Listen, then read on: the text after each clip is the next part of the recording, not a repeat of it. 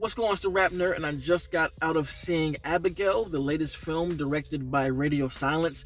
They are the minds behind Scream 5, Scream 6, and Ready or Not. And they also did a few things with the VHS series for those who know about what that is. But their name being attached to this project is why I was such in a hurry to see this and why I wanted to see it, because I feel like they are 3 for 3. They've knocked all of these films out of the park, and this is no different because they killed this one too, and they should definitely be in conversation with some of the best modern day horror filmmakers because, man, they crushed this. So to get into the story, a group of people are hired to kidnap a little girl and take her to this luxurious mansion as they wait for ransom money. And as you know, if you've seen the trailer, they come to realize that this isn't just a little girl, she's actually a vampire. It ensues a game of cat and mouse. So first of all, it stars, I would say, Melissa Barrera is definitely the most known here that I feel like is the person that people are going to see. But also the actress who played Abigail, she stole the show. She did a phenomenal job.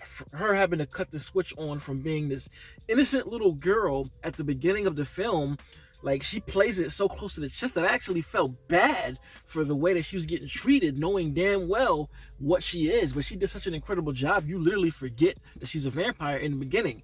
But then when she turns that switch on for the vampirisms, totally different character, frightening, scary, all of the above, especially when she first reveals herself.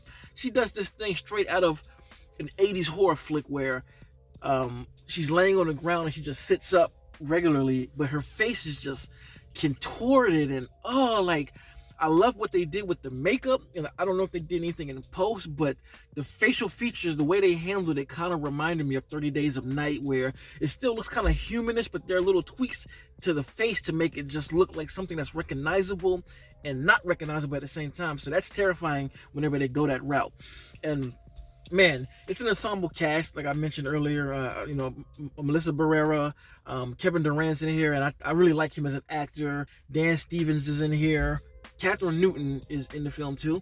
I like the characterization here and how they introduce the characters. Is a really, really smart way to do exposition. That's one thing that I'm always like when writers and directors are able to do with exposition, is they don't hide the dump. They also don't present it, flat out to where it's boring.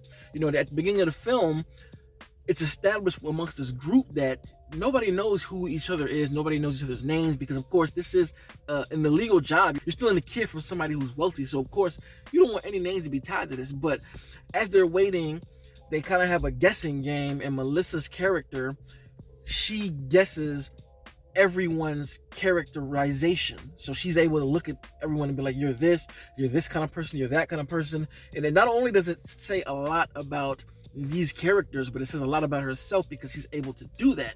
So the background is put in the forefront and it plays out throughout the movie. Like the characters have a sense of history to them because you know everything about them up front, and then they weren't hiding anything about any of the characters. It is a cat and mouse vampire gore fest. Like when I say gore fest, there are buckets and buckets of blood. They really love, when I say they, the directors, Radio Silence, really love making shit blow up with blood. And they do it a lot in this movie. There are scenes where people are soaked with blood.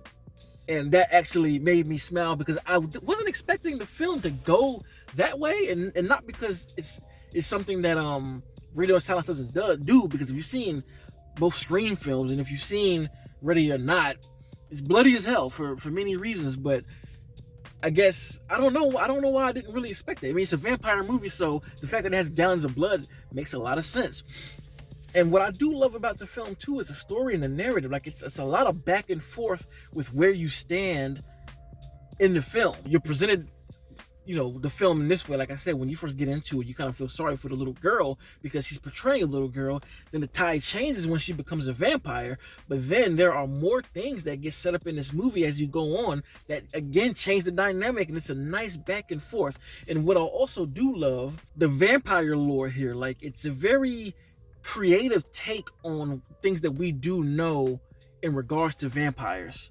They even do some cool things with some of the tropes that we understand with vampires and flip them on their head in different ways that make you just go like, holy shit. Like the first time they introduce Abigail in her ballerina get up, one of the best scenes in a vampire film that I've ever seen. The soundtrack, the choreography, the horror elements, the framing, all of that shit was perfection. Perfection, literally. So, as a vampire flick, man, if you are into vampires, this is definitely worth one checking out. I loved it.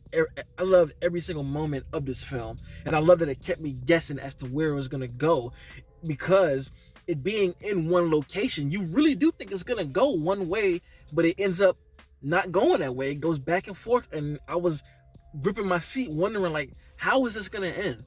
Because there's nothing they really can do with her. So where is the let up at? Yet again, Radio Silence doing such a dope final shot, I guess, with the final girl scene that they do here. Loved it. But so I don't want to spoil anything else because the trailer already gives a whole lot as it is. But so if you are interested in the film, go see it. It's a bloody good time and a bloody good ride. And I mean that literally, not only figuratively. Get your raincoats ready for the amount of blood in this film. So anyway, if you have seen Abigail, let me know in the comments what you think. And my last thoughts on the film. For me, this film feels like Lost Boys, Fright Night, and Panic Room thrown in a gumbo pot cooked with rich flavor. Loved it. So if you like this kind of content, make sure to like and subscribe. And if you already are subscribed, thank you. And until next time, peace. RapNerd Productions, no capping, that's word to mommy.